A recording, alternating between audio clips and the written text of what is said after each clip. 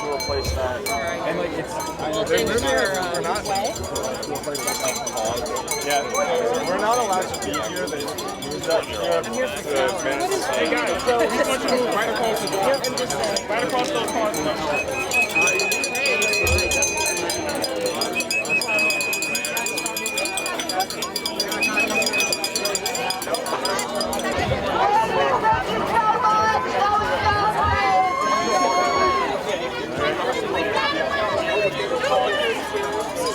Look at that guy with the red hair.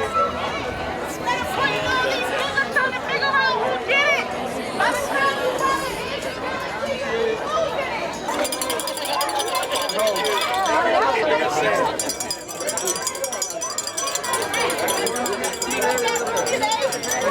Walk around, hold the sign. Go this way, slowly. Get a swastika badge! Get a swastika! Get a swastika badge! Yup! It's open.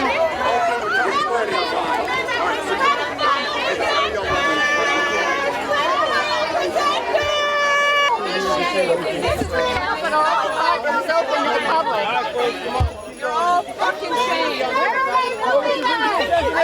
Area 11. We just want to know what the thing is. We don't know what I don't like marching blindly forward. In our fucking country. We're allowed to leave. We're allowed to leave. We can walk. Area 11. Other side of the roadway. I think that's why I want to leave. Yeah, we're allowed to leave. I'm thinking about which way I want to leave. Oh, we're only allowed to leave this way. Again, we're being herded like cattle. And not a one of us here. Attack vector. Now we're actually. If you don't protest, what does that mean? You can't speak, you can't clap, you can't cheer, you can't hold a sign, you can't wear a hat. I said, I don't understand. Where are we backing up to? All right, he won't strike that. Yeah, don't touch me. That man just touched me, so watch out because he might touch you too. This guy. Yeah. After this picture, you guys can do this for us, please. Thank you. Thank you.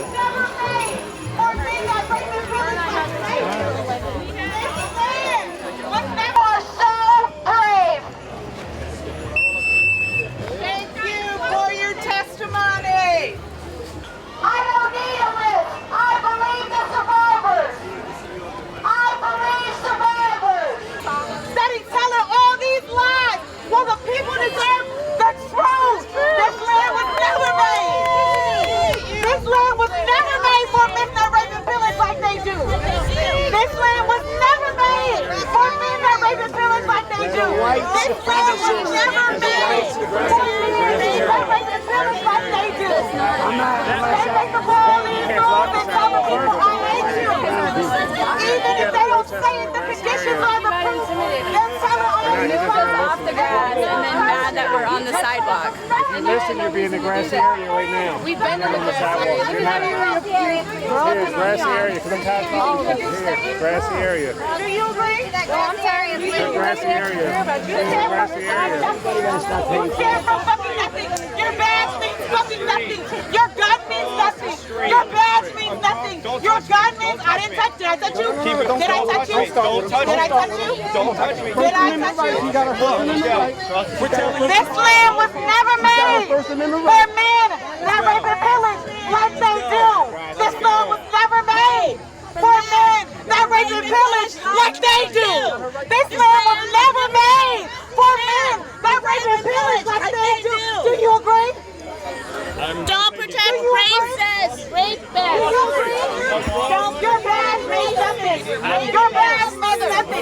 Your badge means nothing. I didn't touch it. I never touched it. This land was never made. This land was never made for men that rape and pillage like they do.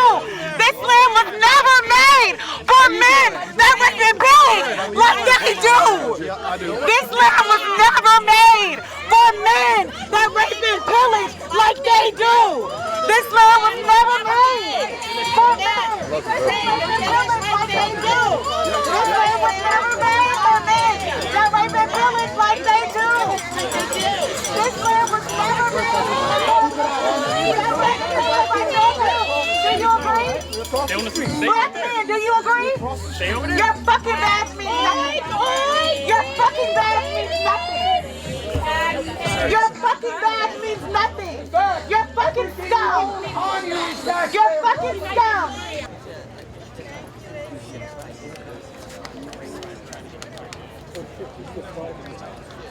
Camera's where it belongs. Good morning, everybody. Good morning. If we could, just out of respect for particularly the survivors who are going to speak, if we could have some silence. And if folks could just please come down. People can speak with members of Congress to speak. I just want to make sure that the victims and survivors are going to be heard today.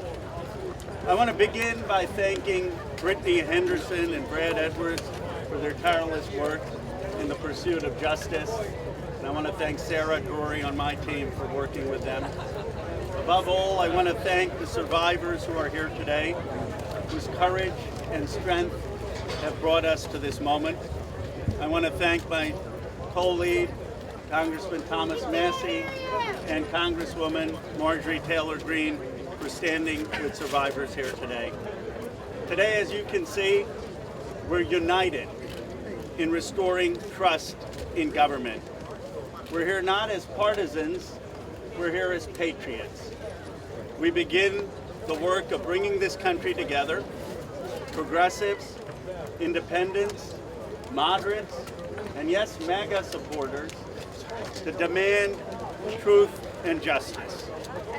A nation that allows rich and powerful men to traffic and abuse young girls without consequence is a nation that has lost its moral and spiritual core. Americans are asking a very simple question.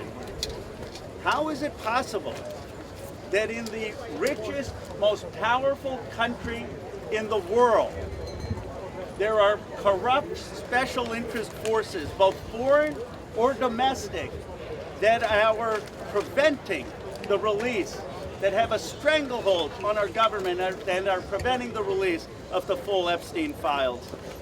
There is something that is rotten in Washington. Less than 1% of these files have been released. We are demanding today on the discharge petition that all of the files be released.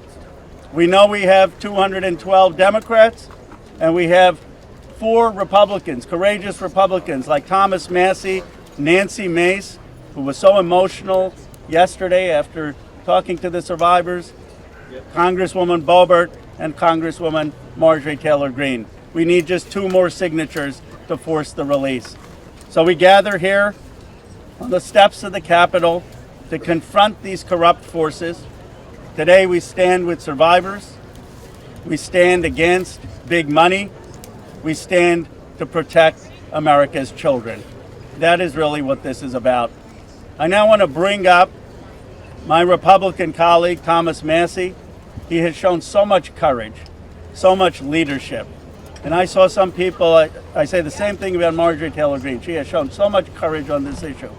I saw some people when I was coming here calling her names. We've got to stop that. We've got to stop the partisanship on this issue. This is an issue where they both have shown real courage and leadership, and I appreciate them joining us today. Congressman Massie. I want to thank my colleague Ro Khanna for co-leading this effort to bring transparency and justice for these victims. I hope my colleagues are watching this press conference. I want them to think, what if this was your sister? What if this was your daughter? When these survivors speak, the Washington establishment is asking the American public to believe something that is not believable. They're asking you to believe that 2 individuals created hundreds of victims and they acted alone, and that the DOJ has no idea of who else might have been involved, that nobody else did anything that rose to a criminal enterprise. The American people know that's not true. Now, the Speaker of the House just offered a fig leaf to my colleagues. They're going to vote on a non-binding resolution today that does absolutely nothing. I appreciate the efforts of my colleague James Comer, who's leading the Oversight Committee. They may find some information, But they're allowing the DOJ to curate all of the information that the DOJ is giving them. If you've looked at the pages they've released so far, they're heavily redacted. Some pages are entirely redacted. And 97% of this is already in the public domain. So I'm calling on my colleagues, be one of the next two who sponsors this discharge petition. I think it's shameful that this has been called a hoax. Hopefully today we can clear that up. This is not a hoax. This is real. There are real survivors. There are real victims to this criminal enterprise. And the perpetrators are being protected because they're rich and powerful and political donors to the establishment here in Washington, D.C. So today we're standing with these survivors and we're giving them a voice, and I want to close by thanking them. They are brave. I hope they encourage other survivors to come forward and to tell their stories, not just of Jeffrey Epstein and Maxwell, but anywhere in the country. This is a message that we are sending. This is a litmus test. Can we drain the swamp? Are there people who are outside of the reach of the law? I don't think there should be. So hopefully today we'll get 2 more signatures on the discharge petition. That's all we need. And with that, I want to introduce the bravest woman in Congress, Marjorie Taylor Greene. I find it interesting that the 3 Republican co-sponsors are women. These are women standing up for women. And Marjorie was the first to do it. And I think she deserves all of our gratitude for breaking that barrier and leading the way for the other Republicans. Hopefully they can find their spines as well. And with that, I give you Marjorie Taylor Greene. Yes. Good morning. This is my 5th year in Congress, and this is the largest press conference that I've seen since I've been here. And this is because this is an issue that matters so much to Americans. This is an issue that doesn't have political boundaries. It's an issue that Republicans and Democrats should never fight about. As a matter of fact, it's such an important issue that it should bring us all together. It's grieved me to watch the arguments and debates take place among my colleagues and even the administration. I think this is something that was worth fighting for. You see, the women behind me are going to tell you stories that you've never heard before. These are unimaginable horrors that they've lived with for their entire lives since they were very, very young. But these are also similar stories that many children, teenagers, women, and even men are enduring nightmares right now as we speak. You see, these women have been fighting since the 1990s. I heard one woman tell us yesterday since 1996. And they have carried with them shame. But I want to tell you something. The shame does not fall on these brave, courageous women. The shame falls on every single person that coldly turned a blind eye to their abuse. The shame falls on every single person that enabled it. The shame falls on every single person that took money to continue it. And the shame falls on the people in power over the past several decades that protected the monster, Jeffrey Epstein, and his cabal that continued a nightmare. Those people deserve the shame. And today we are coming forward and we are going to fight like hell for these women, because we have to fight like hell for those that are enduring sexual abuse and are living in a prison of shame. Anyone that is being abused, it is not your fault. You should live with no guilt or fear or shame. All of the fault belongs to the evil people that do these things to the innocent. This is the most important fight we can wage here in Congress, is fighting for innocent people that never receive justice. And the women behind me have never received justice. And do you want to know why? It's because Jeffrey Epstein somehow was able to walk among the most rich, powerful people, not only in America, but foreign countries.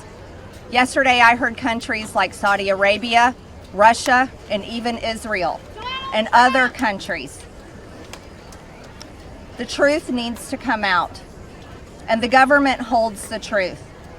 The cases that are sealed hold the truth. Jeffrey Epstein's estate holds the truth. The FBI, the DOJ, and the CIA holds the truth. And the truth we are demanding come out on behalf of these women, but also as a strong message to every innocent child, teenager, woman, and man that is being held captive in abuse. This should never happen in America, and it should never be a political issue that divides us. And I want to thank Ro Khanna and Thomas Massie for doing something brave, crossing political boundaries for a very important fight. And I'm honored to join both of them. And I'm honored that Nancy Mace and Lauren Boebert signed the discharge petition along with myself. And I asked my Republican colleagues not to choose just one path for justice and transparency and accountability, but I asked my Republican colleagues to choose every path for justice and accountability and transparency. And with that, I'd like to bring back Congressman Ro Khanna to start this important press conference. Thank you very much. Thank you, Congresswoman Greene, for your courage and for being here, and thank you again to Congressman Massie for co-leading it. I now would like to introduce two people who have been fighting this for decades. They haven't had their voice heard. The victims haven't been heard. They haven't just been on this in the last few months. They've been doing this in the wilderness for years, and they are really models of courage. Bradley Edwards and Brittany Henderson, who are the attorneys for the victims. Thank you for being here.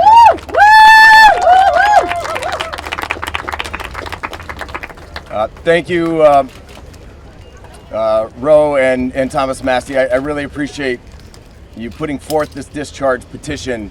It's tough to understand that we have to be here because this doesn't seem like a partisan issue. This is an issue, sex trafficking and sexual abuse transcends politics.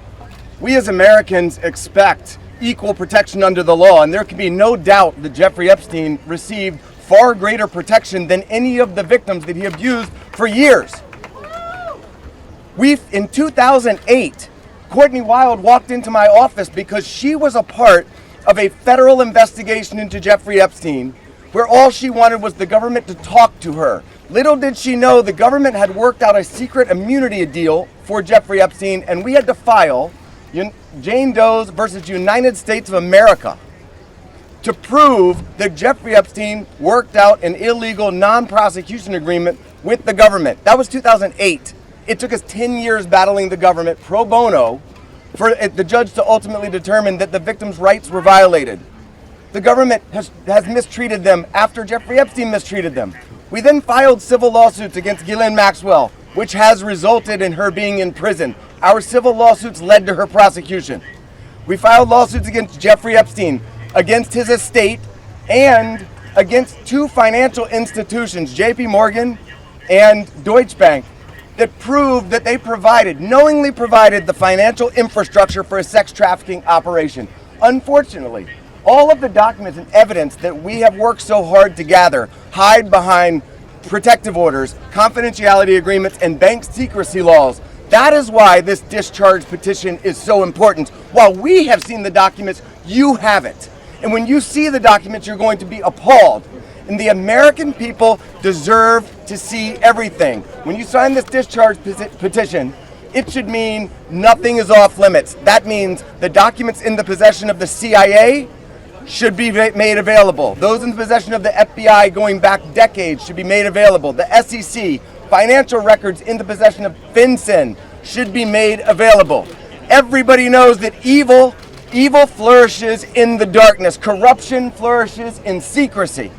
It is time, right now, to make a difference for the women that are behind me right now.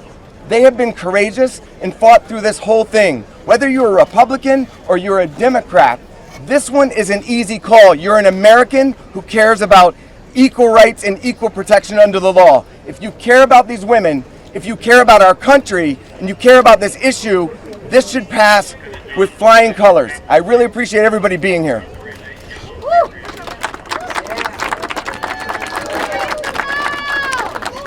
Hi, good morning. My name is Brittany Henderson, and I think in addition to thanking the wonderful congressmen and women who are here today, we need to thank the women, and not just the women who are going to speak, but the other women who are standing behind them, along with other lawyers, Sigrid McCauley, and people who have been fighting for a very, very long time for the world to give this kind of attention to an issue that it should have had forever.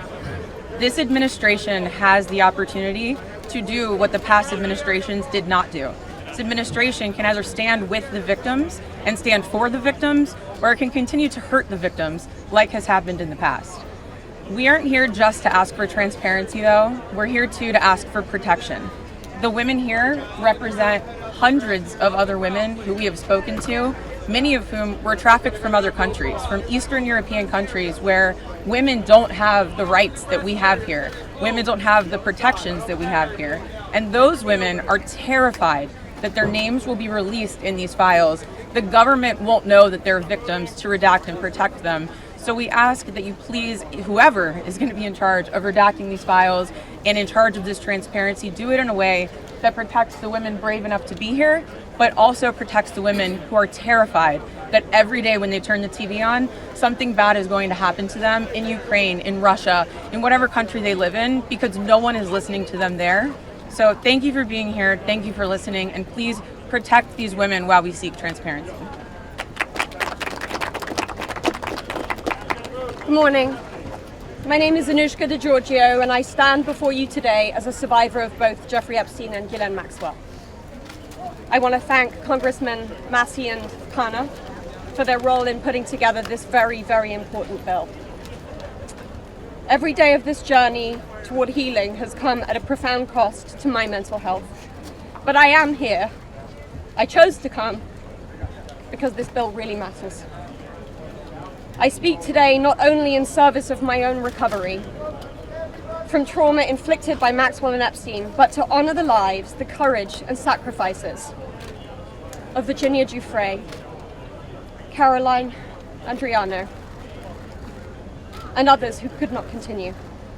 Their voices mattered. Their stories must not be forgotten. Accountability is what makes a society civilized. Equal opportunity and equal consequence for all. Consequences are not about punishment alone. They exist to deter future harm, to protect vulnerable, and to set a standard of justice. If Ghislaine Maxwell were pardoned, it would undermine all the sacrifices I made to testify and make mockery of mine and all survivors' suffering. That is why the Epstein Files Transparency Act is so essential. It requires the Department of Justice release all the records related to Epstein and Maxwell investigations, flight logs, immunity deals, internal communications, and even the records surrounding Epstein's detention and death. And crucially, it forbids withholding documents simply because of embarrassment, reputational harm, or political sensitivity. This is about ending secrecy wherever abuse of power takes root. But transparency alone is not enough. Survivors need protection, resources, and legal support. If this Congress is serious about justice, then let this moment also affirm your commitment to provide victims with the legal aid they need to confront abusers, to navigate complex systems, and to reclaim their power. Transparency must be matched by support, or else too many victims will remain silent out of fear and lack of access. The statistics demand action. Nearly 1 in 5 women in America will experience rape or attempted rape in her lifetime. Every 74 seconds, someone is sexually assaulted. Every 9 minutes, that person is a child. These are not numbers, they are people. They are your daughters, your sons, your constituents, your friends. Statistically, 1 in 5 of your families will face this nightmare. The days of sweeping this under the rug are over. We, the survivors, say no more. I want to help create a world where survivors of sexual abuse and abuse of power can come forward safely. And I ask Congress to join me in that effort, not only by passing this bill, but by ensuring that those who step forward have legal support to face their abusers and see justice done. When Judge Berman gave Epstein survivors the chance to finally speak, the world listened. After so many years, survivors were heard. That moment was historic, and so is this moment. For me, the turning point was when I had my daughter, and on the day she was born, I knew I had a responsibility to protect her and to protect all children. I have to use my voice, the voice that had been silenced by fear and shame for so many years. Make no mistake, my polished exterior is a shield hiding a wound that still bleeds. But through this wound, I have found purpose. To be part of lasting change in how we confront exploitation and abuse. And to be clear, the only motive for opposing this bill would be to conceal wrongdoing. You have a choice. Stand with the truth, or with the lies that have protected predators for decades. I am no longer weak. I am no longer powerless. And I'm no longer alone. And with your vote, neither will the next generation be. President Trump, you have so much influence and power in this situation. Please use that influence and power to help us. Because we need it now, and this country needs it now. Thank you.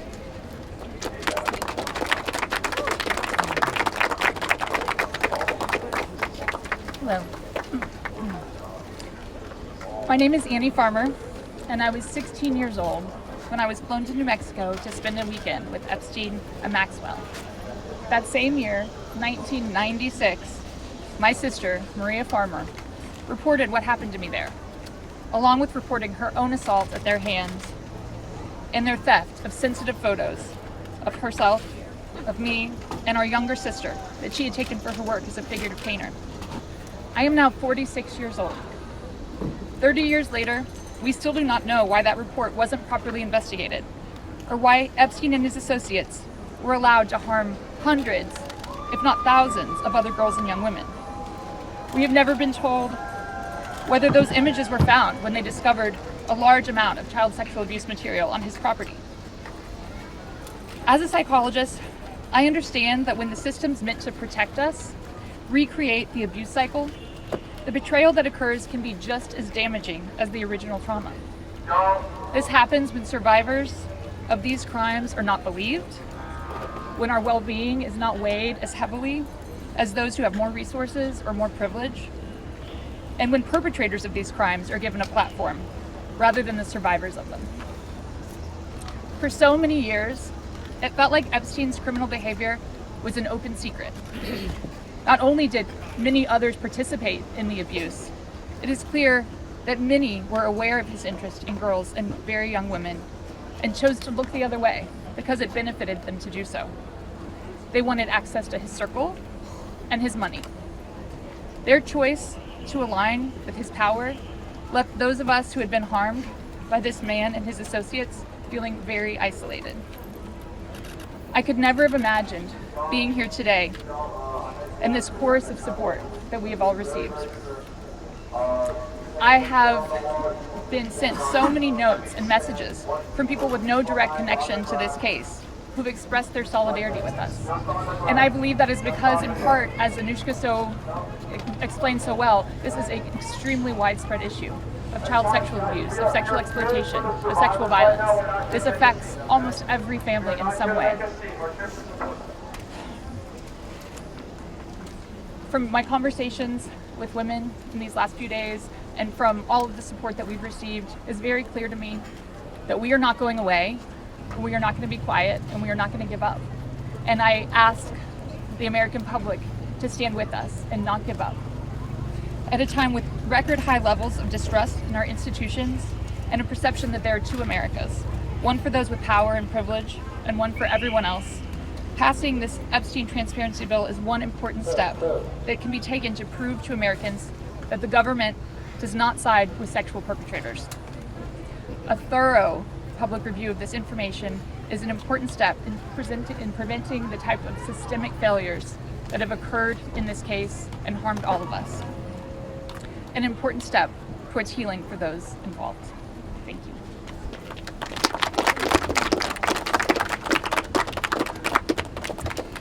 Hello everyone. I'd like to say thank you everyone for being here today on this very powerful and special day for all of us here.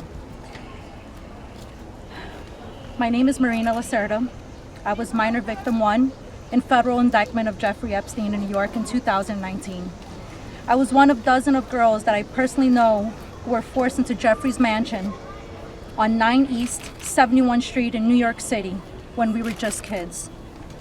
Today is the first time that I ever speak publicly about what happened to me. I never thought that I would find myself here. The only reason that I am here is because it feels like the people who matter in this country finally care about what we have to say. As an immigrant from Brazil, I feel empowered knowing that the little girl struggling to get by at 14 and 15 years old finally has a voice. For the first time, I feel like I matter as an American. I was only 14 years old when I met Jeffrey. It was the summer of high school. I was working 3 jobs to try to support my mom and my sister when a friend of mine in the neighborhood told me that I could make $300 to give an older guy a massage. It went from a dream job to the worst nightmare. Jeffrey assistant Leslie Groff would call me and tell me that I needed to be at the house so often that I ended up dropping out of high school before 9th grade. And I never went back. From 14 to 17 years old, I went and worked for Jeffrey instead of receiving an education. Every day I hoped that he would offer me a real job as one of his assistants or something important. I would finally have made it big, as like we say, the American dream. That day never came. I had no way out. I was, until he finally told me that I was too old. There are many pieces of my story that I can't remember, no matter how hard I try. The constant state of wonder causes me so much fear and so much confusion. My therapist says that my brain is just trying to protect itself, but it's so hard to begin to heal knowing that there are people out there who know more about my abuse than I do. The worst part is that the government is still in possession right now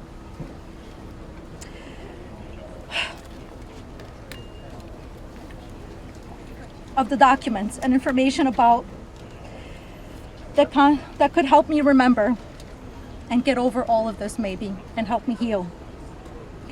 They have documents with my name on them that were confiscated from Jeffrey Epstein's house and could help me put the pieces of my own life back together. But I don't have any of it. And I know the same is true for many of these women.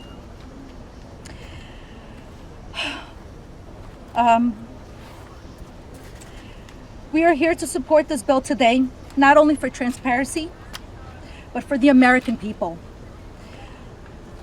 But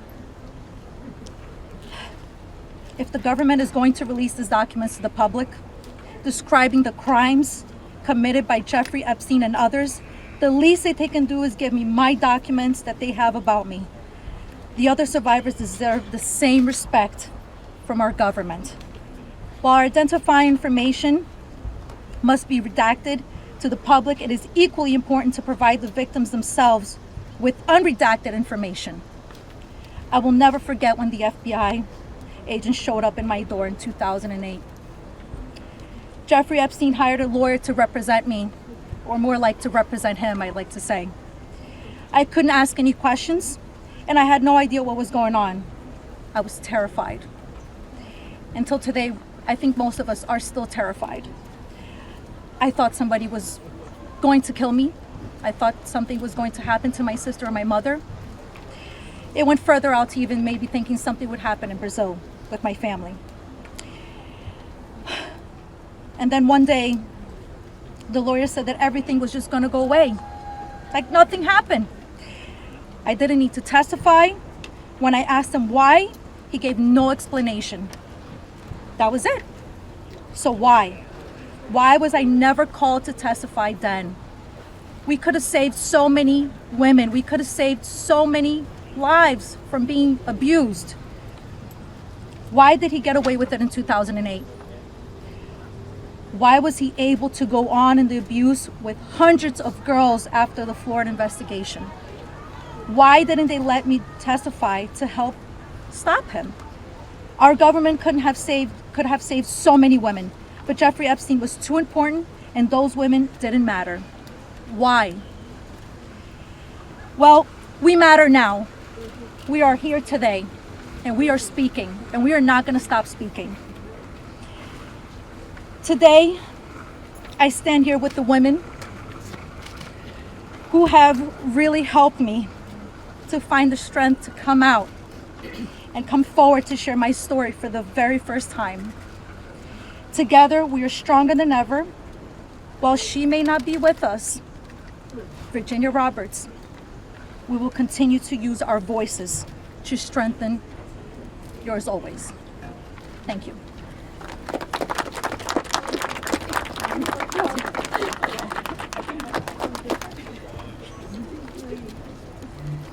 Hi, my name is Courtney Wild. I just wanted to take a second and just have a moment of silence for all the women survivors that aren't here with us today, that passed away due to anxiety, depression, trying to keep up with this case. A moment of silence, please.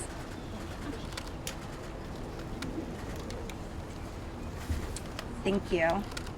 My name is Courtney Wild. I was only 14 years old when I was introduced to Jeffrey Epstein by a 13-year-old friend of mine. The details of the abuse that he inflicted on me for years is not important today. In 2028, I was cooperating with the federal government in the investigation of Jeffrey Epstein. They sent me a letter telling me to be patient because this was going to be a lengthy investigation, but at the same time, they refused to talk to me and tell me what was going on. So I hired an attorney, Brad Edwards, because I was hopeful to get some answers. When I walked into his office at 19 years old, Brad sued the government for refusing to tell me what was going on under the Crime Victims' Rights Act. The only reason anyone ever found out that the government had already given Jeffrey Epstein immunity through the non-prosecution agreement was because our lawsuit forced the government to tell us. Otherwise, nobody would even know that today. Sometimes it's hard to believe that I had to sue the United States just to learn that my abuser was given immunity. I started as Jane Doe, but I decided I was proud enough to take on our country, and I was on the right side of history. We fought the government for 10 years to prove that the government violated our rights as crime victims and the crime victims' rights in order to protect a pedophile. We had to win the 11th Circuit Court Appeals to force the government to turn over thousands of pages of emails between Jeffrey Epstein and the government. Those emails provided the proof that the government worked very hard with Jeffrey Epstein to violate our rights. Why? Why did the government work so hard to protect Jeffrey and not so hard to protect me and my other innocent friends? Why was Jeffrey so important to the government and why was I so insignificant? Why did nobody but our lawyers care before now? It seems people have only started to care because of Twitter and politics. But I would like to say this has nothing to do with politics. This is not a blue thing or a red thing. This is an everyone thing. We can all agree on this. The injustice that has happened here, multiple, over and over. Everybody that talks about this just seems to make it worse. We need transparency. It's time for us to see beyond the curtain. Why was Jeffrey Epstein so protected? Who is still being protected? And who protected them all so the world can understand how Jeffrey was able to abuse so many of us for so long. I was lucky to have Brad Edwards, Brittany Henderson, and Paul Cassell take on my case pro bono and fight fearlessly over 20 years' time.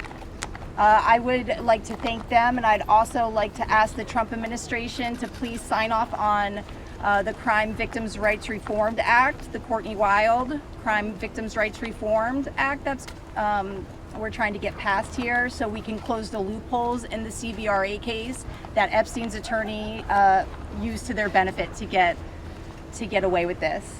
Thank you so much.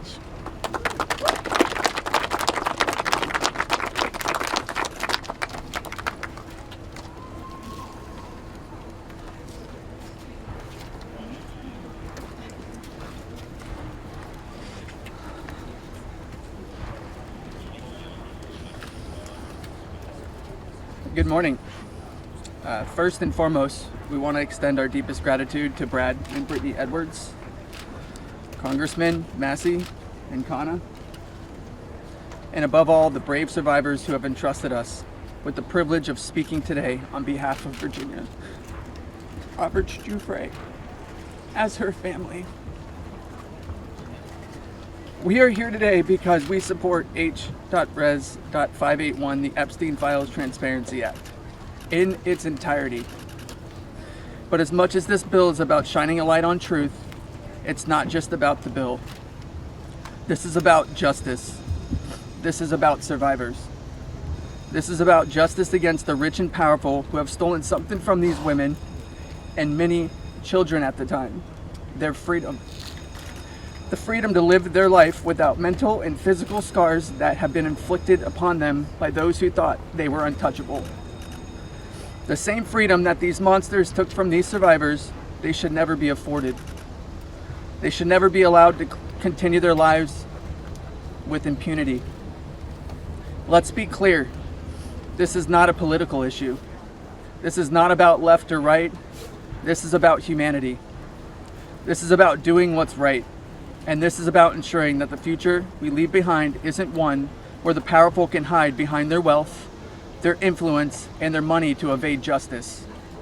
Our plea to you, whether you're a dad, a mom, a brother, or a sister, look your young ones in the face, look them in the eye, and tell them you didn't stand against the very people who raped, molested, and preyed upon children and young women. Tell them you were willing to negotiate a deal. Money should never be what makes something right or wrong. If you vote no, your stance will be clear. You will be choosing to stand on the side of the rich and powerful, allowing money to buy your way out of the consequence. But here's my one ask. Look these survivors in the eye and tell them why. Then, look the people of the United States in the eye and tell them why. And then, when you're alone, look yourself in the mirror and ask yourself why. Virginia said it best, and I quote, "I have physical and mental scars that will never heal. I have memories that will never go away. They say time can heal, but this won't. Not until the justice system makes an example out of these people with so-called privileges. I just call it money. The only time I can begin to heal is when their freedom is taken from them, just like they did to me and literally thousands of other victims. The survivors of this horrific abuse are watching. The American people are watching. And history is watching. Which side will you be on?" Thank you.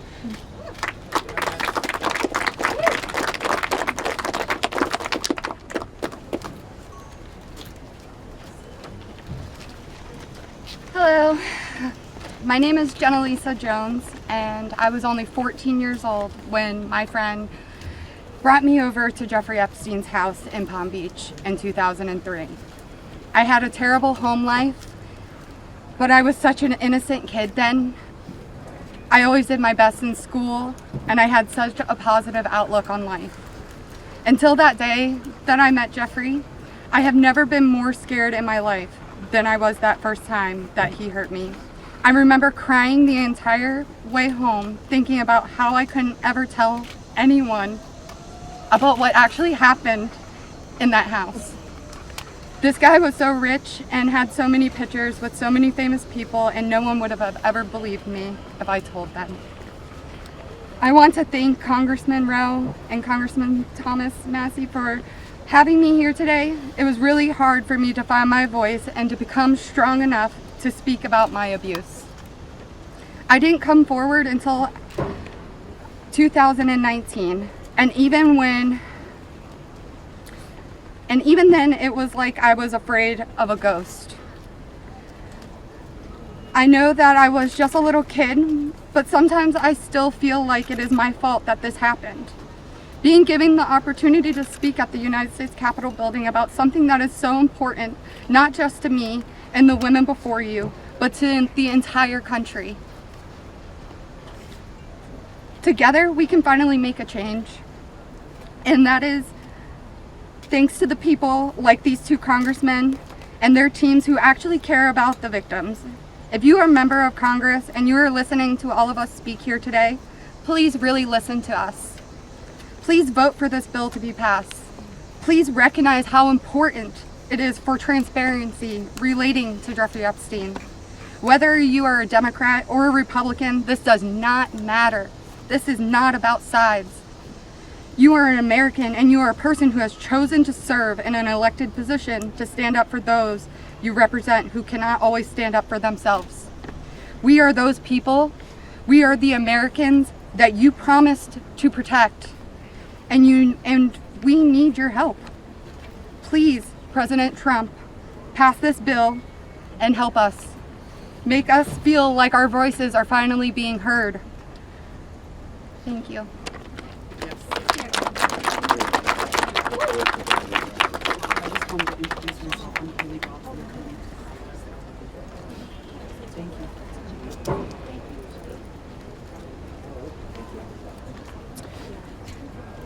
Good afternoon, my name is Haley Robson.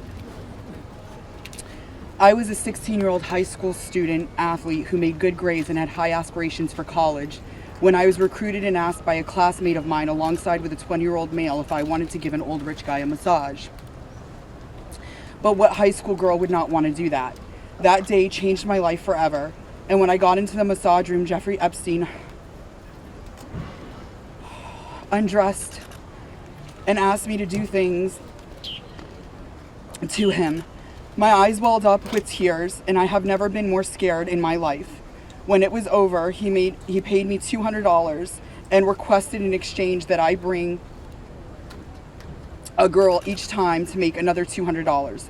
I told him I did not want to do that, and then he gave me an ultimatum. Either you come here and massage me when I call you, or you bring me friends of yours to massage, and I will give you $200 per girl for each time she comes.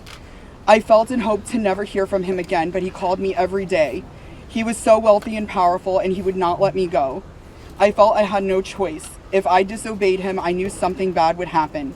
So knowing I did not want to be sexually abused, I started to bring him other girls from my high school, and he paid me $200 for bringing them. I just hoped each time it would be the last time. One day, the stepmom of one of the girls brought him and called the police on Jeffrey Epstein. The police then called me in for questioning. I had told them the truth despite the fact that I was a teenager and a minor, and I was able to tell the police the names of all the other victims. The police treated me like a criminal. I had, by this time, had turned 18. I had been with Jeffrey since I was 16 and for 2 years. So they had told me So they told me I was going to be arrested. My name was then distributed to the press as a co-conspirator of my abuser, who I detested. My entire world was crashing in around me, and I started being threatened and bullied, till this day still receiving death threats. I was singled out and for many years had to suffer a smear campaign of lies about me because of the way that I was portrayed by the press.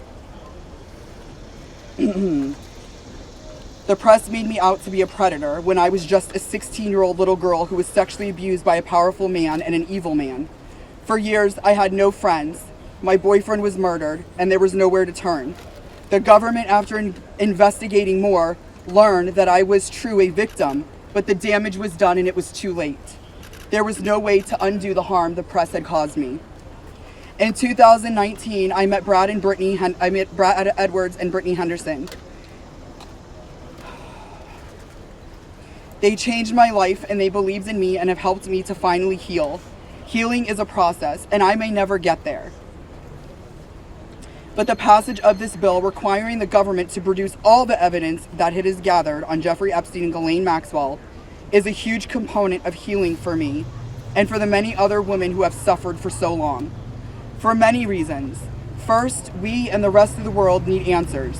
Why was he so protected? And why didn't anyone ever care to stop him?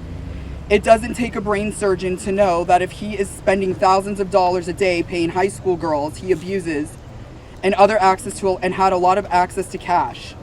I learned through my attorneys in the JP Morgan class action case that there were years when his staff withdrew over $1 million in cash a year.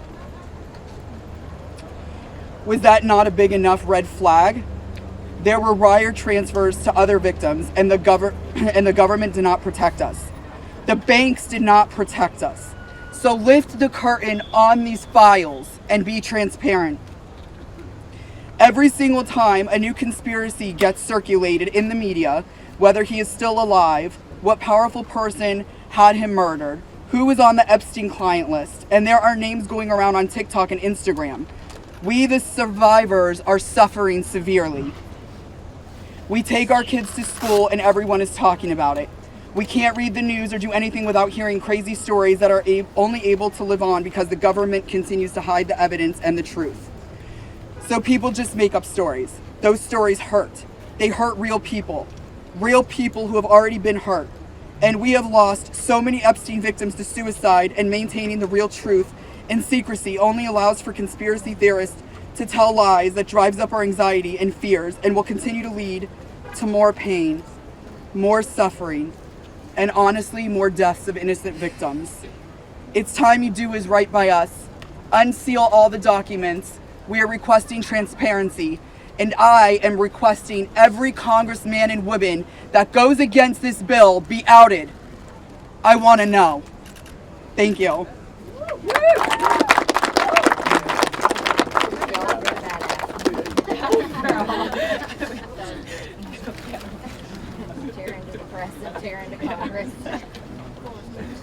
Hi there, my name is Lisa Phillips, and I'm the host of a award-nominated podcast called From Now On, a platform supporting survivors. I want to thank all of my survivor sisters who came before me today. I'll be very short. In the year 2000, I was taken to Jeffrey Epstein's island while on a photo shoot on a nearby island. Who I saw and what I experienced there was a glimpse into a very dark and disturbing world. For years after, I tried to avoid Jeffrey, but he had introduced me to Katie Ford, the owner of the Ford modeling agency. Epstein's reach went to the very top of fashion, arts, and entertainment. This did not just happen to underage girls in Florida. In New York City, hundreds of young, ambitious women were abused by him. Epstein was not just a serial predator, he was an international human trafficker. And many around him knew, many participated, and many profited. And yet, he was protected. So I stand here today for every woman who has been silenced, exploited, and dismissed. We are not asking for pity. We are here demanding accountability, and I'm demanding justice. Congress must choose. Will you continue to protect predators, or will you finally protect survivors? And also, I would like to announce here today, us Epstein survivors have been discussing creating our own list. We know the names. Many of us were abused by them. Now together as survivors, we will confidentially compile the names we all know who were regularly in the Epstein world. And it will be done by survivors and for survivors. No one else is involved. Stay tuned for more details.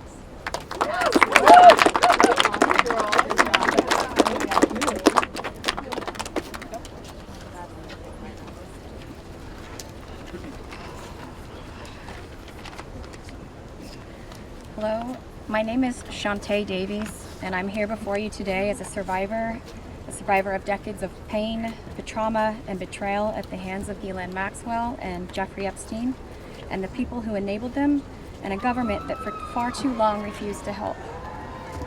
In 2002, I was living in California, a young woman with high aspirations of becoming an actress. I was already beginning to make a name for myself in the industry.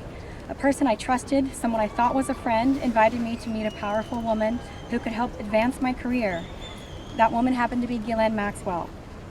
I was asked to give her a massage, though I had almost no experience, and when I did, she praised me and promised introductions to someone enormously powerful, someone who could change the course of my life, and that man was Jeffrey Epstein. At first, I was an excited young woman on top of the world. Epstein flew me to his private island. He listened to my dreams, promised to help, but his promises came with a catch.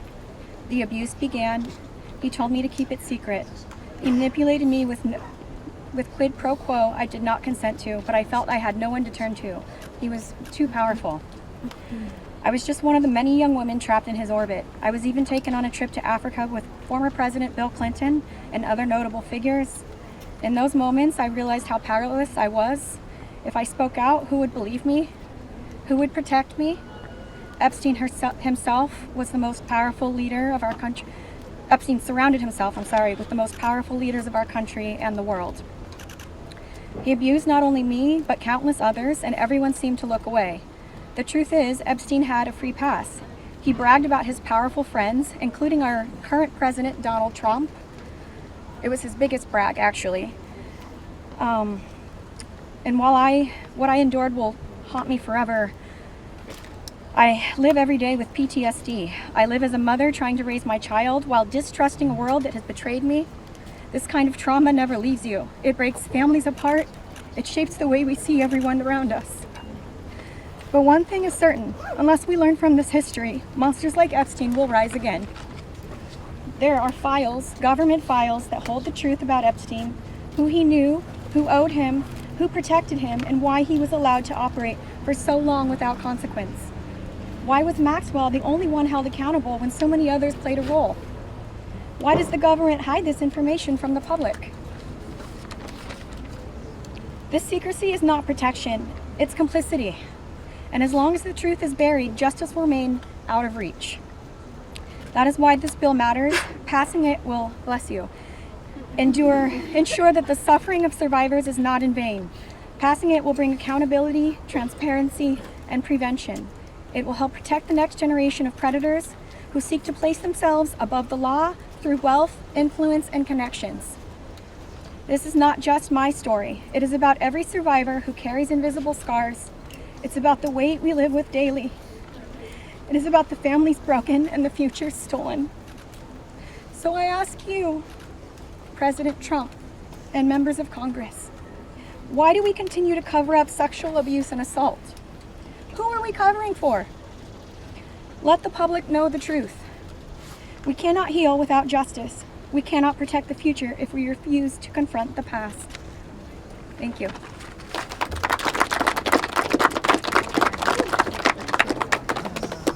Let's just give a round of applause for all the courage and strength that the survivors have shown.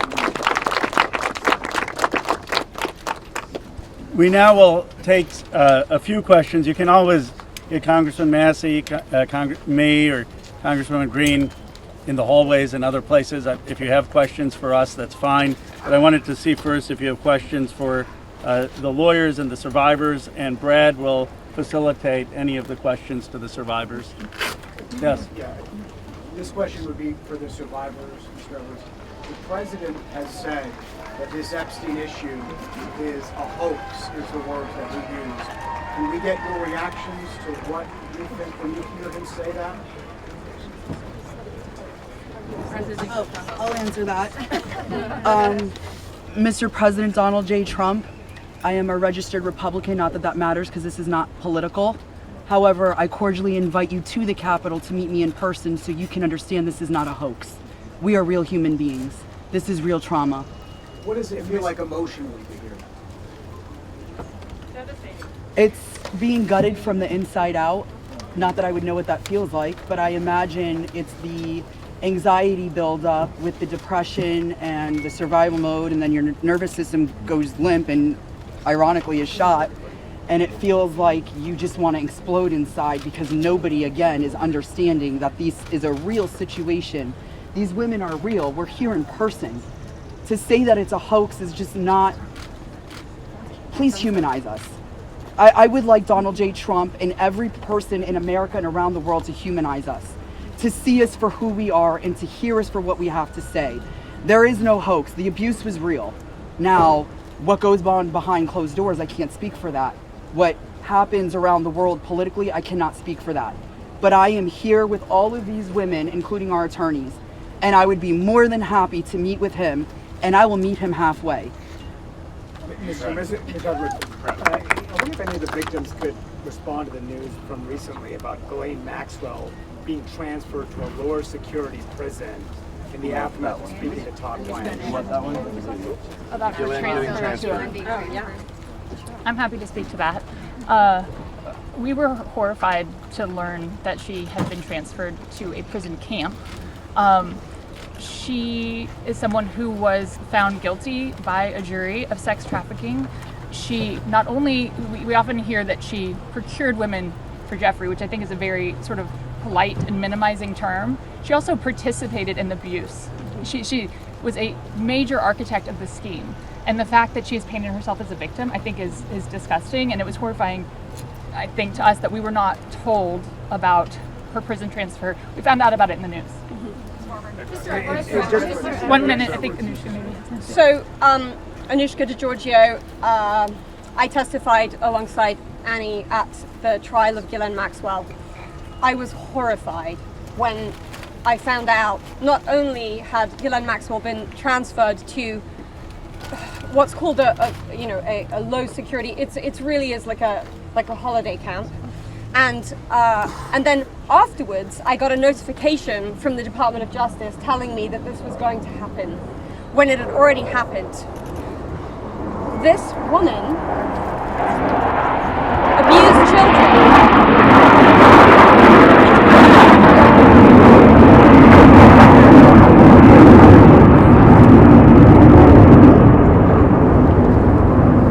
I was abused by Jeffrey Epstein and Ghislaine Maxwell for over 10 years. Ghislaine Maxwell was present for some of my abuse at the hand of Jeffrey Epstein.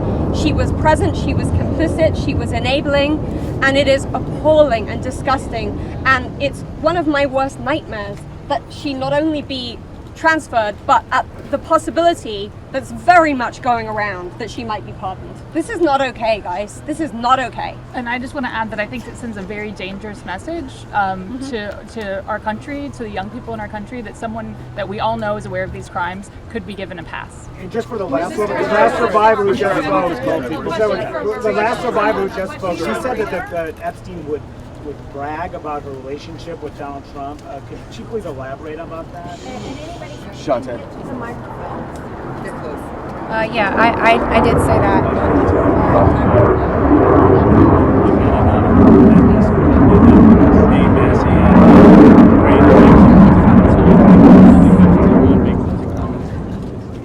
My first trip to the Palm Beach residence, I drove there from the airport with Ghislaine Maxwell, and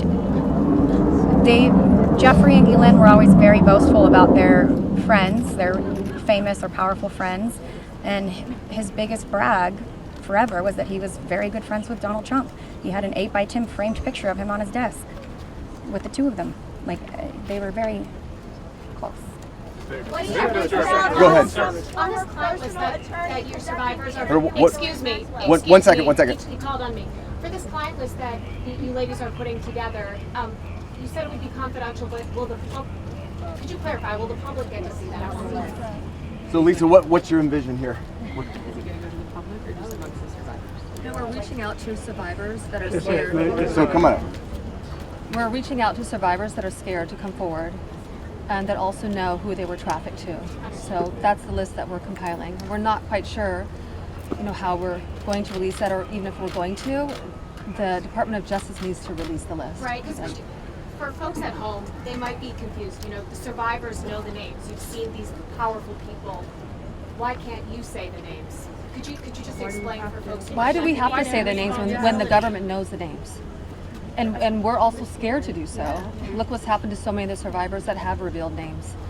I find the question about the bill. I think it's also worth saying that having represented, I think, between our firm and Boyce Schiller, hundreds of victims, and we've talked to them about the various people that they were farmed out to. So we've created somewhat of a list. Most of these individuals, the victims, are very scared to say these names because they could get sued, they're going to get attacked, and nobody protected them the first time.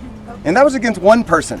So is there a list? There is a list, but just to dispel kind of the common theme here, every one of these women was abused by Jeffrey Epstein, and his scheme was to personally abuse women. When they reached a certain age, he did farm a section of them, some of them, out to some of his friends. That doesn't mean all of his friends. With that said, I'm more than happy to assist in helping create the list behind the scenes and see what we do with it. But if someone's interested, Go ahead. Hold on. I think if someone's interested in prosecuting, they may have something different to say about sharing a list. But they're not sharing a list for nothing to happen, and that's the experience that they've had for all of these years. Thank you all. We're waiting to see the fate of this discharge petition right now as we're here. The speaker and others have said that the people he met with yesterday had concerns about your names being released if this bill were passed. And some people I talked to today are not signing the discharge petition because they say you don't want them to. Can you clarify if that is accurate? Do any of the survivors here not want the bill to pass? First of all, our legislation, Ro Khanna and I went through this, we talked about this, and we were very careful to make sure that there is an exception so that personally identifiable information, not just their names, but anything they could be identified by, would not be disclosed. And can you speak to that as survivors yourself? I think all of them are on the same page. They want everything released. Yes, they unequivocally redact personally identifying information and release everything else. Okay. So, Mr. Edwards, thank you. I know it's your first time speaking. I'll go to Marina if we can. Yeah, sure. Marina, you have stayed silent for so many years. Today, this is the first time, if we understand correctly, you have never before gone public with your story and to share this. Can you help us understand why today, why now, and why here? Well, it is not okay for us to be silenced, and it's not okay for Jeffrey Epstein and everybody else to be put on a pedestal. I think everybody needs to hear from us because we know what went on, right? And there is not only me who's been silenced, there are hundreds of women that are silenced. My hope is to stop this abuse for the future, right? For people that are coming up, for women. My daughter, for example, these women have daughters. They most definitely don't want that anymore. And I think mainly this is therapy for all of us too. You know, we want to be heard. Nobody also has never asked me to speak. That's also another thing. So I can say for all of us here, we are here. We want this bill to pass. It is very important. Okay, and we need transparency. We are tired of looking at the news and seeing Jeffrey Epstein's name and saying that this is a hoax. We are tired of it. We are done. We are not going to be silenced, and I hope that my voice will bring other survivors and other victims to come along and speak up so that we can be more of a stronger voice and louder. And so what is your message to President Trump on this? Listen, I don't want to send a direct message to him. I'm already scared enough. Yeah, just pass the vote, listen to us. This is not a hoax.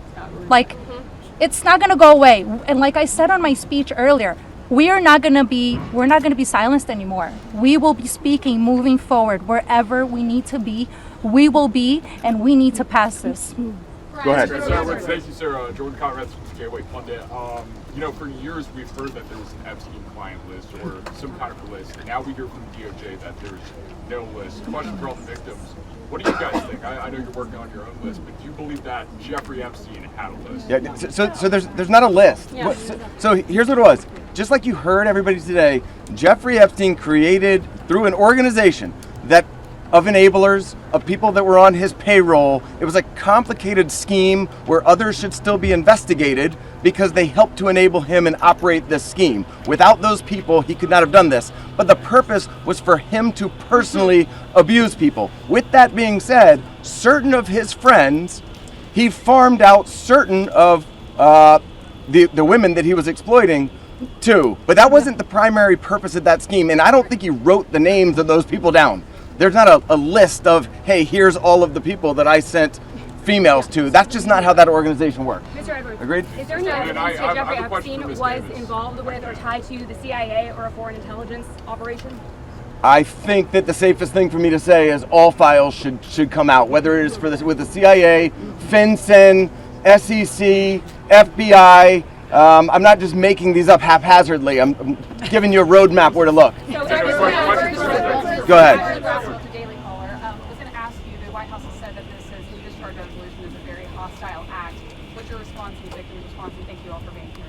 I'll go first and then I'll let them. They're much more important than me, but I don't understand why it's a hostile act. I can tell you that I talked to President Trump back in 2009, and several times after that. He didn't think that it was a hoax then. In fact, he helped me. He got on the phone. He told me things that were helping our investigation. Now, our investigation wasn't looking into him, but he was helping us then. He didn't treat this as a hoax. So at this point in time, I would hope that he would revert back to what he was saying to get elected, which is, I want transparency. This about face that occurred, none of us understand it. In fact, I don't understand how this is an issue that's even up for debate.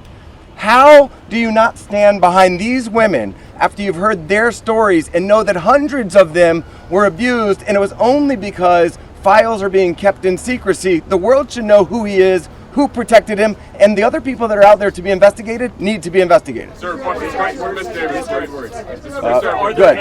there any people who are currently serving in government who are named, who you know of, are in these files, who you had relations with, anything of that sort, who Jeffrey Epstein connected you with?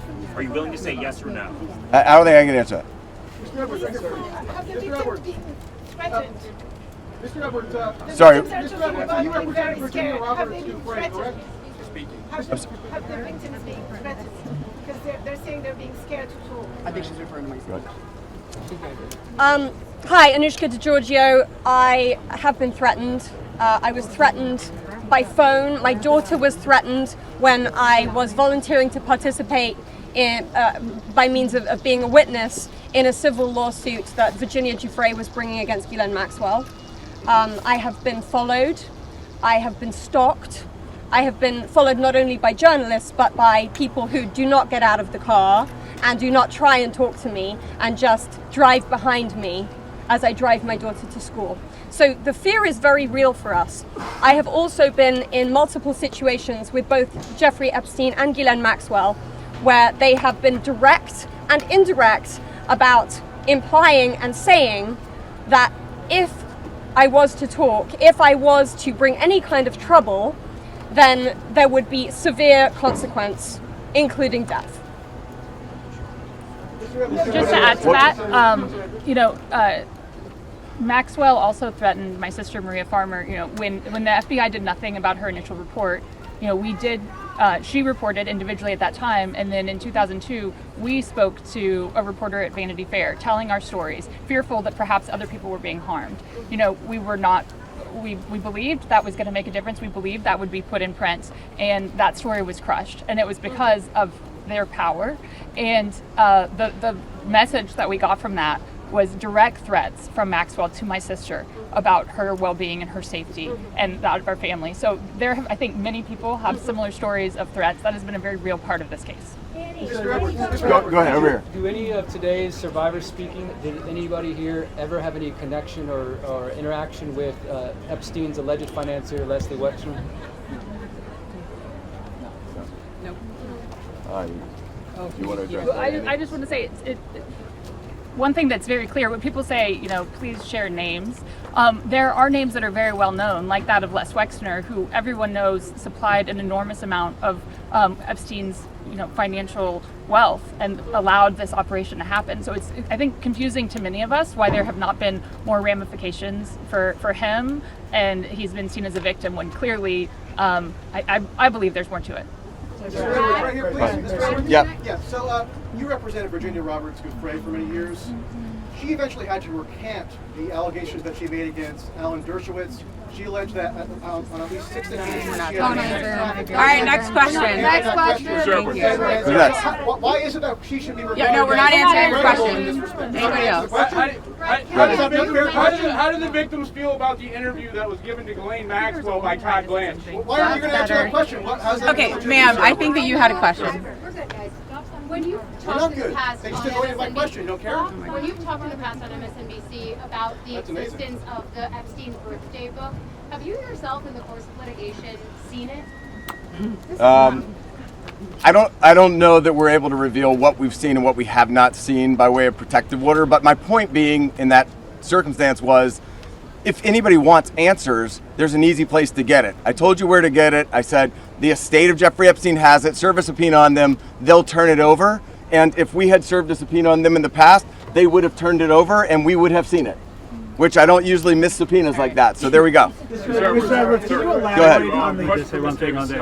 You know, to your question about the allegations, there's a simple answer. Release the files. Let the American public decide. Instead of harassing, instead of, I gave you your say. Made up egregious allegations against a prominent individual, among others. She wrote a memoir and then had to admit Edwards and his other counsel. You know, even memoir. He knows what I'm talking about. That contained hugely salacious allegations against a whole. You've been heard. You've been heard. So shouldn't you tell the public about this? You've been heard. And even Alan Dershowitz has to release the files. Release the files. That is the answer, and that's what we're here for. And that is.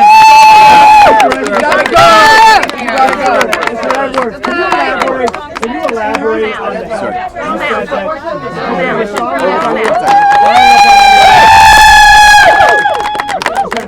You said that Donald Trump gave you help in 2009. Can you elaborate on your interactions with Donald Trump back in 2009? And for any of the victims, they didn't ever see the president, but then not president yet, but they didn't ever see Trump with Epstein in any of that.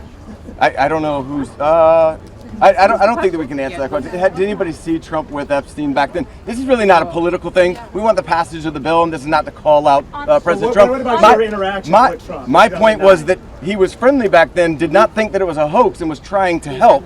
And now it seems like all of a sudden somebody's in his ear and he's not. So I'm hoping he'll come back to where he was back in 2009.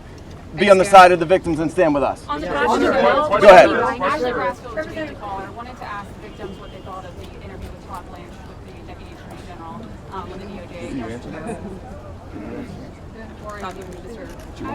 I would. Teresa will step up. I would, Teresa J. Home. Happy to speak on that because what I will say is she got this airtime and platform. Her voice was elevated way before our voices were elevated here today. And that same calm, manipulative voice that she had so polite there that day with Todd Blanche was the same polite, coercive, manipulative voice that I heard as she was grooming me to then send me off to the home of Jeffrey Epstein where he would assault me.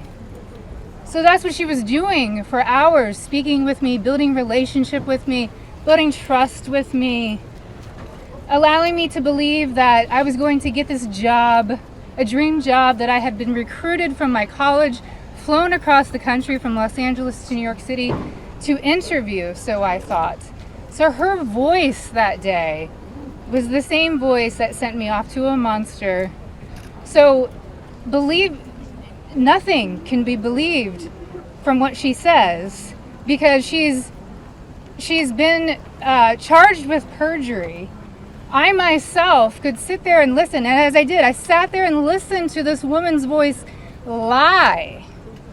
And there was no pushback from Todd Blanche because does he even have the facts to be able to push back on her? We could sit there and push back. Why didn't we get to attend that? Why weren't we there that day? Or why wasn't even one of us consulted prior to that day and that meeting? And why on earth has she been moved from Florida to her, it basically is prison spa. I mean, let's be real. None of us were consulted. I found out, just like everyone here found out, through the media, through all of you. We found out about Ghislaine's transfer. So I'm very angry to sit there and listen. The feelings that come up listening to this woman's voice is repulsive. Yes, I would say it's triggering. We all work very hard on healing, and it still gets to us after 2 decades. It's a very long answer, but it's repulsive to sit there and listen to her voice in her interview. Can we take two more questions? One over here. My reporting in Vanity Fair directly led to a $100 million payment from J.P. Morgan to the Virgin Islands. Will you go after the DOJ, the FBI, because they're sitting on evidence? I've held the evidence in my hands. Can you speak to that? I think that there's nobody that's immune from us going after them if there's a legitimate action to take. So to the extent that evidence exists, then show it to us and we'll help in every way we can. We stand with the victims. Okay. One more. Can the survivors speak to, speaking of being threatened and being afraid to come forward with a story, to the case of Katie Johnson, who alleged that Donald Trump and Jeffrey Epstein... I don't think we can talk about. I don't think we can talk about that case. I do think it's worth saying, though, despite the comments that he made, Virginia Roberts Giuffre is an American hero. She is somebody without whom we would not be able to have this voice. She was the one who had courage to name names, speak out against people, and she was standing up against everybody at one time with an enormous amount of pressure. And most of these women are here because of Virginia Roberts Giuffre. All right, last one. Senator Johnson says he's protecting the innocent. Can one of the victims say who they think the innocent people are that he's protecting in his mind? Clearly not us. I don't think that anybody knows, but I can tell you that in the Oversight Committee meeting yesterday, they indicated that they were all for transparency, releasing the files, and asked us to hold them accountable. Isn't that right? Yes. They said hold them accountable, so we intend to hold them accountable. Hold the men accountable that are in those files. Did they say that? We're going to show them where to go with it, and as long as they're doing their job, they should. I'm going to turn it back over to Ro Khanna. Thank you. Let me just say this. Let me say this. I think the people back who are testifying here today or speaking out today, they are American heroes. Let's give them another round of applause. And you say, look, Thomas, Marjorie, and I, we're huge believers in the First Amendment, and we believe in free speech, and we take abuse all the time. But you see, you see why it's so hard to do what they have done, because they come forward and you subject yourself to national scrutiny and national questioning. And I just want to say from the bottom of my heart how appreciative I am and how proud I am of what you've done today. You've made a big difference. Before I bring on Marjorie and then Thomas will have the last word, I want to summarize 3 basic things that I heard from the survivors. First, they want to know why our government covered up for someone rich and powerful. Why is it that we have 2 Americas? People say, why do you need to release the Epstein files if Epstein is dead and Maxwell is in jail? Because we don't know who all was involved in the cover-up. Why are there rich and powerful people who didn't have justice? They want to know that. Second, many said it's important for their own closure. They don't know their own abuse. They want to understand what's in these files for themselves. And third, we heard that there are many others who obviously were involved. And they want to know, and the American people deserve to know what was there in those files. I actually think they're helping us come together as a country. Yes. I've never done a press conference with Marjorie Taylor Greene before. I've done some with Tubbs, but look, this country is divided, it's exhausted. This is one thing that we can come together on. Yes. And I was very clear with Thomas. This is not against President Trump. I would like nothing more than a Truth Social post for him after this press conference saying, just release the files. Be with Massie, Khanna. This is about something much deeper. It is about bringing this country together to stand for America's kids, to restore trust, and to move this country forward. So thank you to the survivors for helping us do that. Now I want to introduce Marjorie Taylor Greene. Thank you. Thank you. For everyone watching at home, I think it's important to put yourself in these women's shoes. As you're questioning, why can't they just name the names? What you don't realize is they just told their stories of being raped and being abused, being victimized, being manipulated, being coerced, and basically held in a prison of captivity of sexual abuse while they were young teenagers and extremely young, vulnerable women. And in Jeffrey Epstein's home and the places they went with him, they saw the most powerful people in the world in his pictures, and they saw him with those people. Can you imagine how terrifying it would be to name names like that? These are some of the richest, most powerful people in the world that could sue these women into poverty and homelessness. Yeah, it's a scary thing to name names, but I will tell you, I'm not afraid to name names. And so if they want to give me a list, I will walk in that Capitol on the House floor and I'll say every damn name that abused these women. I can do that for them, and I'd be proud to do it. Now, another thing, this is not about politics, and this is a boiling point in American history where the American people, just like Ro just said, there's become two Americas. There's the America for the rich and the powerful and the elite, where they never face any struggles or problems and never experience what real America goes through. And then there's forgotten America that faces all the problems and deals with all the issues and never gets justice for being sexually assaulted and raped by a monster. It shouldn't exist anymore, and people are sick of it. So let's recognize the fact that the administration before and the one before it and the one before it and the one before it and before it never did anything about this.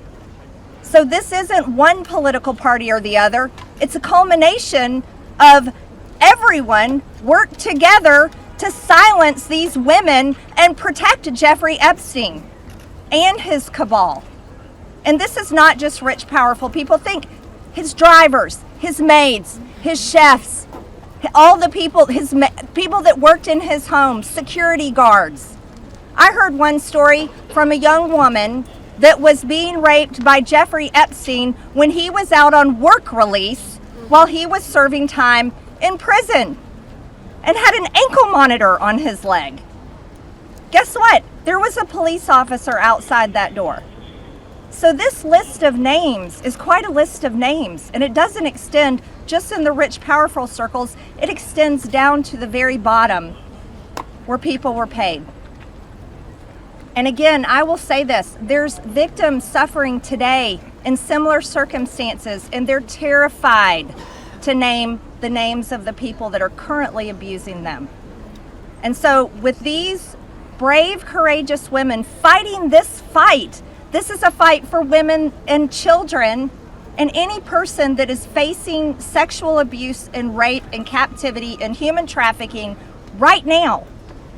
And so here's what I ask you in the press. Don't go for salacious headlines. Go for the truth and defend these women and help those of us in Congress that are crossing our political party lines doing the right thing and trying to do it together.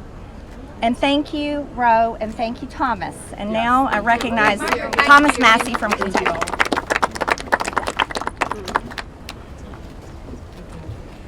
Well, there's three branches of government, and we're supposed to keep each other accountable. And that's what we're doing here today in the People's House. We're standing in front of the People's House with real people, not a hoax. And they've told their story.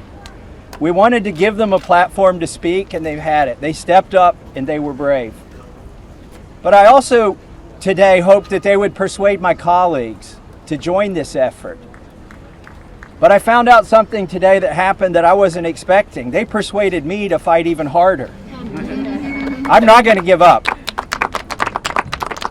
And I want to end with this call to action. First, a call to action to my colleagues who, just an hour before this press conference, were prepared. They were given a fig leaf. We'll put a resolution on the floor so that you can say that you voted to protect the survivors. Their resolution doesn't really do anything. And that's the oldest trick in the swamp. When you want to kill the momentum, when you want to kill initiative, you introduce a placebo, a different bill that does nothing, and then try to pull the wool over the eyes of the American people. That's not going to happen this time. We demand real accountability.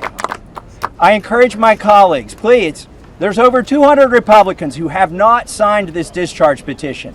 We only need 2 of them to sign it, and every Democrat will sign it, and that will get us the number we need to force this vote, to pass a law, not a polite request to the DOJ to police themselves. No, we need legally binding legislation to force that to happen. And my main call to action is to the people watching these live feeds that are going through these cameras right now. Congressmen, listen to you. Light up their phones. Burn down the phone lines here in Washington, D.C. Ask them the questions that these survivors wanted you to ask them. Why won't you be for transparency? Don't accept their answer that the bill has a flaw or that the survivors don't want it. We know that's not true. They wouldn't be fighting it so hard in this town if it wasn't the real bill. So with that, please call your congressman. Tell him or her to get on this bill and to stand up for these survivors. Thank you and God bless. That's the end.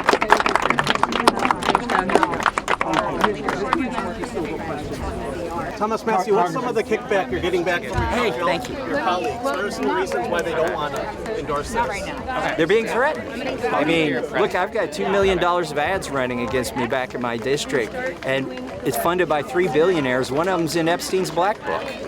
I mean, this is what happens. Your consultants, your political consultants will abandon you when the White House gets mad at you.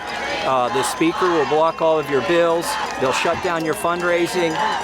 This isn't political, but it is. I mean, the opposition to this is very political. JP Morgan Chase paid $75 million to settle claims that the bank enabled Epstein's sex trafficking claims. Is it possible these documents that Republicans and Trump are trying to prevent from coming out have important information that the banks knew about Epstein's actions? Absolutely. I mean, the first rule of any investigation is follow the money. So we got to follow the bank records. And that is one thing the Oversight Committee is doing that I applaud. Let's hope they get it out there. They can't just hold that information in their committee. Follow the money. Which accounts did it come from? Which accounts did it go to? And that's the quickest way to figure out who was doing what. Congressman, when something this big happens, usually the White House will try to distract from it, especially this issue. Are you worried that they're going to do that, and what do you think it might be? Well, they've already tried that. The Speaker of the House sent us on recess for 5 weeks early. I meant today, but yes. To try to make this issue go away. Today, they did a flyover of the Capitol. That flyover, I believe, was scheduled after this press conference was announced.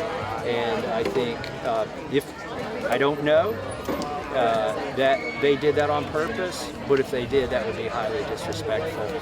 There will be no limit to the weapons of mass distraction that the White House will apply to try to make this go away. But the thing is, these survivors have spoken today, some for the very first time. And now there are faces and voices associated with this that will not go away. We heard it from the survivors. You heard it from me. We're not going to let this issue go. And the discharge petition stays live for another 16 months until the end of Congress. Like, can you imagine just needing 1 or 2 more signatures for 14 more months? People are going to hear this at every town hall. It might not be the most important thing for everybody at the town hall, but somebody at every town hall is going to ask that question.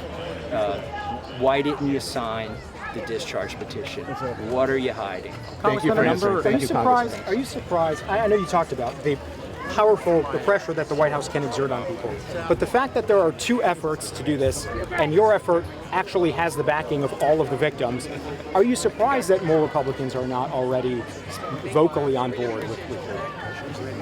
Well, I made a tactical mistake. I collected 12 co-sponsors of this legislation on the Republican side of the aisle when I didn't need any co-sponsors. I was doing it to show that here are the members of Congress most likely to sign this document when it ripens. And now that it's ripened, the White House they have a list. They have a list of 12 Republicans to call up every day, to call people in their district, call their donors, get their donors to call them and ask them. Like, they're surrounded 360 degrees. I expected a full court press on my colleagues. And the news that one of the survivors made today, that there is going to be an effort among them to put together a kind of list of perpetrators potentially.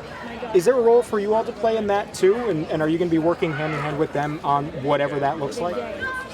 Well, I was encouraged and surprised to hear that they are going to create a list. Of course, a list is not an indictment. It's not a conviction. It's not even a certainty that that person is guilty.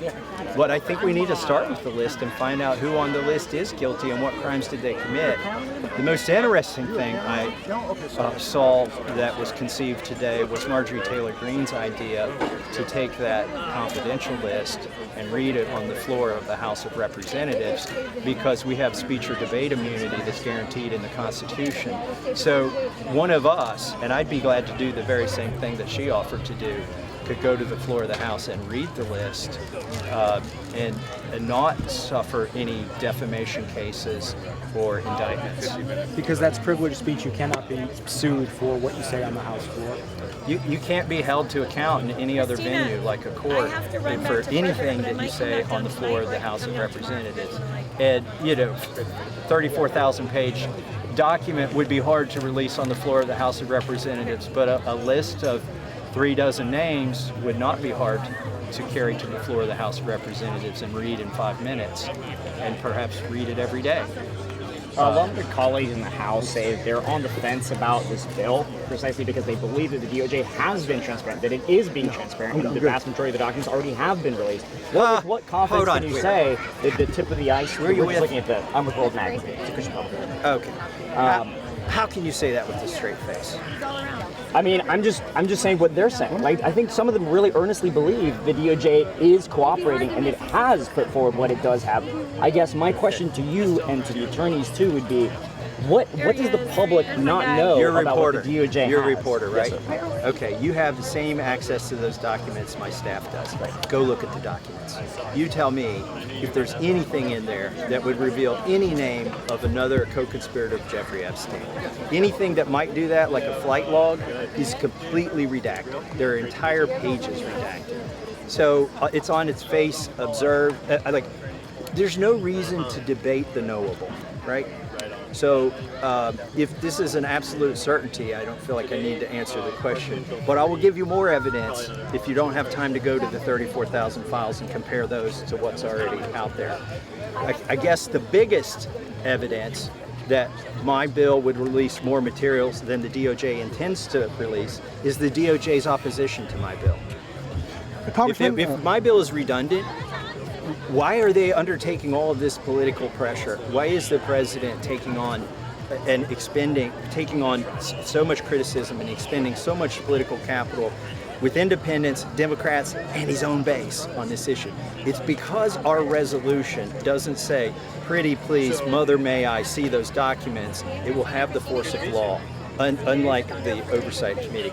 But I am not against what the Oversight Committee is doing. Give it a good team try.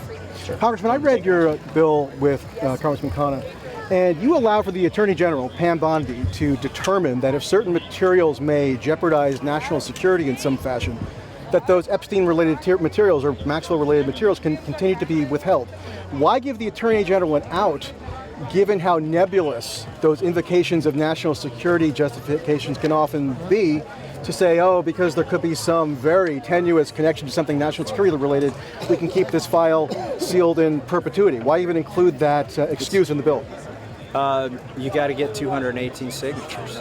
And if one of my colleagues thinks that we're going to compromise national security, they won't sign the bill. How could it conceivably jeopardize national security? You have to put that in there if you're going to get them to sign it. It's not something I would sit and say, let's put that in there. It's something that when you run the bill past other colleagues and say, can you sign this? In fact, can you get every Democrat to sign it?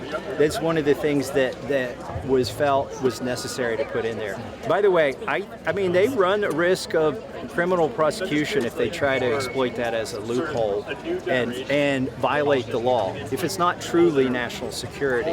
And by the way, we could, let's say they redact something and they say for national security reasons.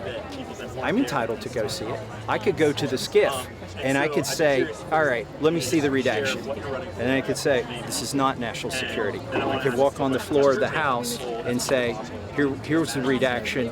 I could say it without being prosecuted. And then they might not ever let me in the SCIF again. But there are ways around that.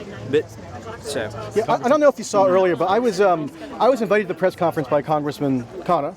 Yeah, I thought you were really rude. How so? Yeah. Congressman, Representative Luna and